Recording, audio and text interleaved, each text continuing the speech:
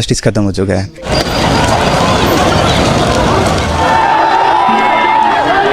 कि मुझ में आने वाले कल को लेकर एक उम्मीद भी है।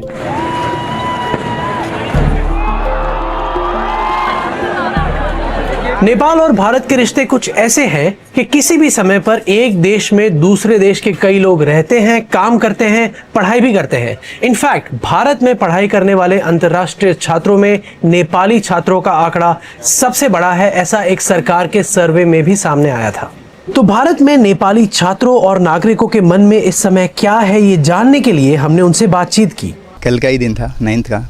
हमने सोचा भी था कि हम नेपाल जाएंगे, लेकिन क्या हुआ कि अचानक से न्यूज़ आने लगा कि जो हमारे एयरपोर्ट है, इंटरनेशनल एयरपोर्ट, वहाँ पे भी कुछ अटैक्स होने लगे। अगर जेनजी में बिलोंग करता हूँ तो ऑब्वियसली अगर मैं होता वहाँ पे तो मैं भी फ्रंट लाइन में ही होता, मैं भी ऑब्वियसली गया होता वहाँ पे इस चीज़ के लिए। होमो तो बिल्कुल होगा ही सर। अभी क्या कर रहे हैं, उसको मिटाने के लिए अब क्या कर रहे हैं, बार बार सोशल से मीडिया देख रहे हैं, स्क्रॉल कर रहे हैं, कुछ ना कुछ न्यूज़ आ जाता है, कभी अच्छा लगता है, कभी बुरा लगने लगता है। कॉन्स्टिट्यूशन को हम जिसको एक मानते हैं, जो सुप्रीम होता है, उसके हिसाब से देश चलता है। लेकिन अभी क्या हो गया कि अभी कॉन्स्टिट्यूशन तो है, लेकिन उसको गवर्न को उसको चलाएगा कौन, उसको इंटरप्रिटेशन में लाएगा कौन, वही नहीं रहेगा हमारे पास। हाँ, लेकिन ये है कि अभी हम फिर से उठ रहे हैं, लेट्स रीबिल्ड करके अभी जा रहे हैं। अभी देख रहे हैं आज का सिचुएशन, देख रहे हैं हम आज का, देख लीजिए आप नेपाल की सिचुएशन। सब youth back to the street, लेकिन इस बार प्रोटेस्ट के लिए नहीं, लेकिन वो आए इस बार रिबिल्ड करने के लिए, रिकंस्ट्रक्ट करने के लिए। I am worried specially like मैं एक नेपाली नागरिक हूँ, लेकिन अपने देश से इस समय दूर हूँ। हम जैसे लोगों के लिए दरअसल चिंता बढ़ी है, क्योंकि अपने परिवारों के अलावा देश में क्या हो रहा है उसे जानने के लिए हर पल मन उत्सुक रहता है।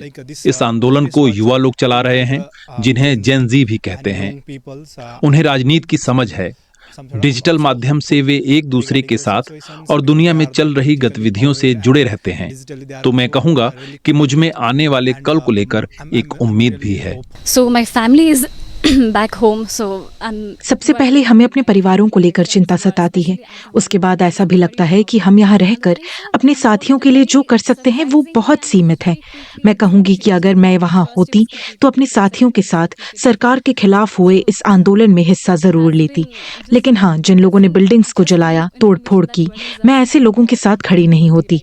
राजनीतिक तौर पर नेपाल में अभी एक खालीपन सा है। ये नेपाल के लिए एक नई शुरुआत हो सकती है, या फिर सब कुछ पहले जैसा ही हो सकता है, बस नाम बदल जाए लेकिन काम वही रहे।